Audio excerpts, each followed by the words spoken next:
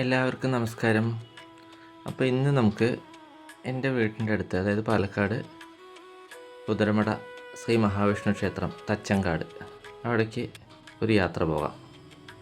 അതിനുള്ള തയ്യാറെടുപ്പിനായി ഞാൻ രാവിലെ കുളിയെല്ലാം കഴിഞ്ഞ് ഡ്രസ്സെല്ലാം മാറ്റി ഒരുങ്ങിക്കൊണ്ടിരിക്കുകയാണ്. ഇത് കഴിഞ്ഞ് അവിടേക്ക് കുറച്ച് സാധനം കൊടുക്കാനുണ്ട്. ആ സാധനം എടുത്ത് അമ്പലത്തേക്ക് പോകണം.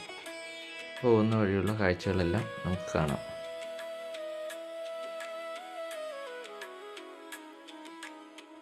അങ്ങനെ ഇറങ്ങാനുള്ള തയ്യാറെടുപ്പായി വണ്ടി എടുക്കാൻ പോവാണ്. വണ്ടി എടുത്ത് അതിൽ ഫ്രണ്ടിൽ സാധനങ്ങളൊക്കെ വയ്ക്കണം, അങ്ങോട്ട് കൊടുക്കാനുള്ളത്. എന്നിട്ട് അങ്ങനെ വീട്ടിൽ നിന്ന് ഇറങ്ങി നമ്മളങ്ങനെ യാത്ര തുടങ്ങുകയാണ്.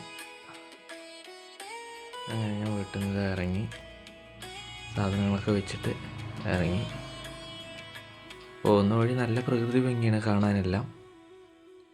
ഇത് ഏകദേശം 4000 വർഷം പഴക്കമുണ്ട് ഈ വിഗ്രഹത്തിന് എന്നാണ് പറയപ്പെടുന്നത്. പിന്നെ എന്താണെന്ന് വെച്ചാൽ പോകുന്ന വഴി ഈ മലമ്പുഴ കനാലുണ്ട് ഒരു സൈഡ് കുറേ മരങ്ങളും കൃഷിസ്ഥലങ്ങളും. പിന്നെ കേരളത്തിൻ്റെ നെല്ല പാലക്കാടാണെന്ന് പറയുമല്ലോ, അതുപോലെ തന്നെ പാലക്കാടിൻ്റെ നല്ല പ്രകൃതി ഭംഗിയാണ്. നിറയെ കൃഷിസ്ഥലങ്ങളും കൃഷിപ്പാടങ്ങളും എല്ലാം കാണാൻ പറ്റും. അമ്പലം നിൽക്കുന്ന ഈ സ്ഥലം പൂജാരി വാങ്ങിയതാണ് കുറേ വർഷങ്ങൾക്ക് മുമ്പ്. അപ്പോൾ ഇവിടെ അമ്പലമൊന്നുമില്ല. അമ്പലം നിൽക്കുന്ന ഈ സ്ഥലം വാങ്ങി പിന്നെ ആൾക്ക് കുറച്ച് ദിവസം കഴിഞ്ഞപ്പോൾ സ്വപ്നത്തിൽ ഭൂമിക്കടിയിൽ ഇങ്ങനെ ഒരു വിഗ്രഹം കിടക്കുന്നതായിട്ടും സ്വപ്നം കാണുകയും അത് അവിടെ പോയി കുഴിച്ച് നോക്കി, കുഴിച്ച സമയത്ത് വിഗ്രഹം കിട്ടുകയും ചെയ്തു. അതിപുരാതനമായ ഏകദേശം 4000 വർഷം പഴക്കമുള്ള മഹാവിഷ്ണുവിൻ്റെ വിഗ്രഹമാണ് കിട്ടിയത്. അതായത് ബ്രിട്ടീഷുകാരുടെ പടയോട്ട സമയത്ത് ഈ മണ്ണിനടിയിൽ പോയി എന്നാണ് പറയപ്പെടുന്നത്. ഇത് ഭാരതപ്പുഴയുടെ തീരത്താണ് ഈ അമ്പലം സ്ഥിതി ചെയ്യുന്നത്. ഇതിൻ്റെ ഒരു സൈഡ് ഭാരതപ്പുഴയാണ്. അപ്പോൾ ഈ പുഴയോരത്ത് പണ്ട് തഞ്ചാവൂരിൽ നിന്ന് വന്ന ബ്രാഹ്മൺസ് ഇവിടെ അഗ്രഹാരം എല്ലാം പണിത് ഇരുന്നിരുന്നു എന്നൊക്കെയാണ് പറയുന്നത്. അപ്പോൾ അവർ പൂജിച്ച വിഗ്രഹമായിരുന്നു എന്നാണ് പറയുന്നത്. ഏകദേശം 4000 വർഷം മുമ്പാണ് ഇവിടെ അങ്ങനെ അവർ താമസിച്ചിരുന്നു എന്ന് പറയപ്പെടുന്നത്. അങ്ങനെ അതിനു മുമ്പ് ഈ അമ്പലം എത്തുന്നതിന് മുമ്പായി ഒരു ശിവക്ഷേത്രം കൂടിയുണ്ട്. ഇത് ഇപ്പോഴും ശോചനീയാവസ്ഥയിൽ തന്നെയാണ് കിടക്കുന്നത്.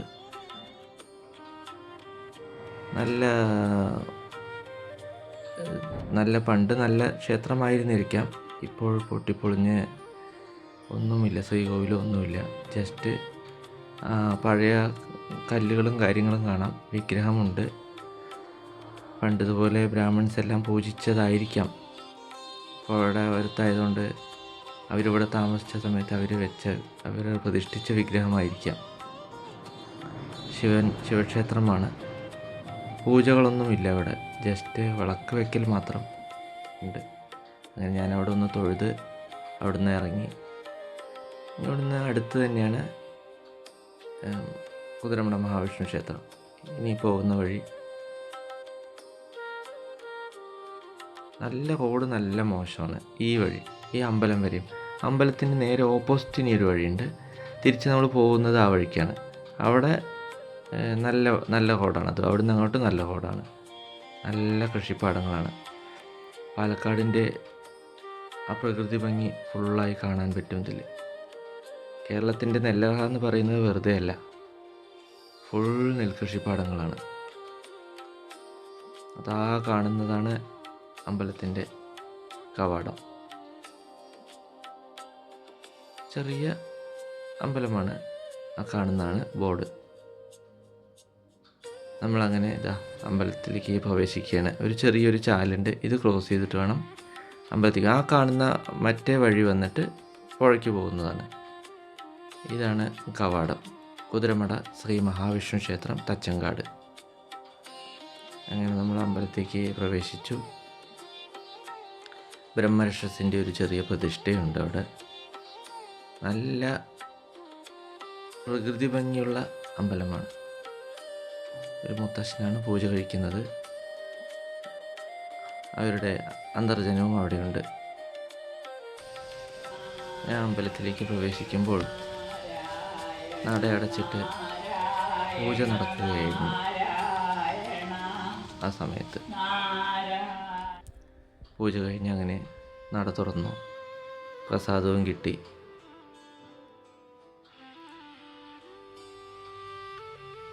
ഇനി കാണുന്നതാണ് ചുറ്റമ്പലം. ഉള്ളിലേക്ക് പ്രവേശിച്ച് ശ്രീകോവിലിന് ചുറ്റുമായി അവതാരങ്ങൾ, മഹാവിഷ്ണുവിൻ്റെ അവതാരങ്ങൾ, 9 അവതാരങ്ങൾ ഫുള്ളായിട്ടില്ല, എന്നാലും കുറച്ച് അവതാരങ്ങളെല്ലാം കൊത്തുപണിയായിട്ട് ചെയ്തു വെച്ചിട്ടുണ്ട്. പ്രധാന ശ്രീകോവിലിന് ബാക്ക് വശത്തായി ഉപദേവതകൾക്കായുള്ള ശ്രീകോവിൽ പണി കഴിപ്പിച്ച് വെച്ചിട്ടുണ്ട്. അവിടെ പ്രതിഷ്ഠയൊന്നും ആയിട്ടില്ല, ആയി വരുന്നേ ഉള്ളൂ. ഇതാണ് ചുറ്റമ്പലം. അത്യാവശ്യം ഭക്തരെല്ലാം ഇടയ്ക്ക് തൊഴാൻ വരാറെല്ലാം ഉണ്ട്. ഇവിടെ വൈകുണ്ഠ ഏകാദശിയും ശ്രീകൃഷ്ണ ജയന്തിയുമാണ് വിശേഷമായി കൊണ്ടാടാറുള്ളത്. ഈ കാണുന്നത് ദേവപ്രശ്നം വെച്ചിട്ട് അവിടെ നിന്ന് അതിൻ്റെ രേഖകളും അതിനെക്കുറിച്ചുള്ള ഡീറ്റെയിൽ ആയിട്ടുള്ള വിശദീകരണമാണ് ഇത്. അതിൻ്റെ പകർപ്പാണിത്. അങ്ങനെ തൊഴുതിറങ്ങി ബ്രഹ്മരക്ഷസ് ദൈവത്തെയും തൊഴുതു. തിരിച്ചു പോകുന്നത് നമ്മൾ ഞാൻ പറഞ്ഞില്ലേ വേറൊരു റൂട്ടുണ്ടെന്ന്, ആ റൂട്ടിലൂടെയാണ് തിരിച്ചു പോകുന്നത്.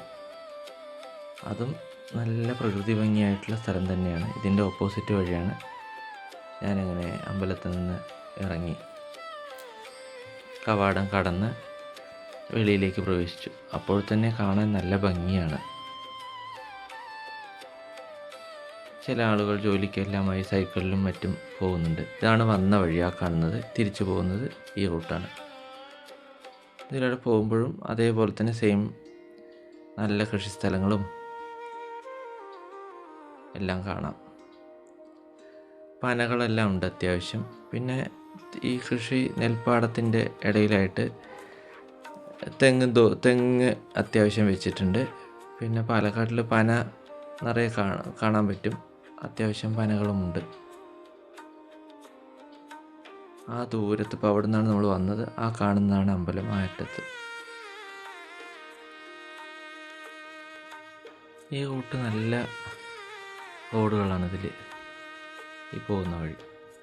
കുണ്ടും കുഴിയും അങ്ങനെയൊന്നുമില്ല, നല്ല വൃത്തിയായി. ഇപ്പോൾ കുറച്ചേ ആയിട്ടുള്ളൂ ഇതൊന്നും ചെയ്തിട്ട് റോഡ് പണി. പ്രകൃതി ഭംഗി എന്തായാലും പറയാതിരിക്കാൻ വയ്യ, അത്രയ്ക്ക് മനോഹരമാണ്. കണ്ടില്ലേ, ഞാൻ പോകുന്ന വഴി തന്നെ കാണാൻ നല്ല രസമുണ്ട്. കൃഷിസ്ഥലം എന്ന് വെച്ചാലും പോരാ, നമ്മളത് അവിടെ നിന്നാണ് വന്നത്. അതാണ് ആ കാണുന്നതാണ് അമ്പലം. ഇങ്ങനെ ഒരു റൗണ്ട് പോലെയാണത്.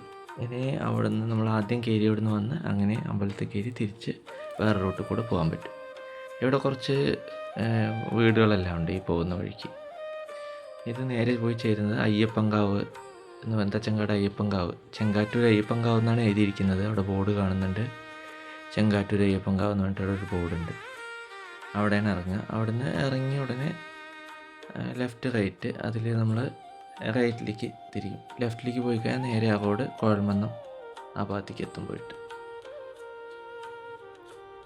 അതൊന്ന് പോകുന്ന വഴി, തിരിച്ച് പോകുന്ന വഴിയാണ്, വീട്ടിലേക്ക് പോകുന്ന വഴിയാണ്. അദ്വൈതാശ്രമം വരും. ഇതാണ് അദ്വൈതാശ്രമം, വെട്ടിക്കാട് അദ്വൈതാശ്രമം. തിരിച്ചു പോകുന്ന വഴി അത് കാണാം. അത് ആ വെട്ടിക്കാട് സ്കൂളിലേക്ക് പോകുന്ന വഴിയാണത്. അങ്ങനെ ഞാൻ വീട്ടിലേക്ക് എത്താറായി. ഇത് നമ്മൾ ഫസ്റ്റ് കയറിയ വഴിയാണ്. കുതിരമട അമ്പലത്തേക്ക് പോകാൻ വേണ്ടി കയറിയ വഴിയാണ് ആ കണ്ടത്. മക്കൾ പോകുന്ന സ്കൂൾ ബസ് ഇതാ വരുന്നു. മക്കൾ വീട്ടിന് മുൻവശത്ത് റെഡിയായി നിൽക്കുന്നുണ്ട്, 3 പേരും. അങ്ങനെ അവർ റെഡിയായി ബസ് കയറാൻ നിൽക്കുകയാണ്. ഞാൻ വീട്ടിലേക്ക് കയറി, വണ്ടിയും കൊണ്ട് വീട്ടിൽ കയറി.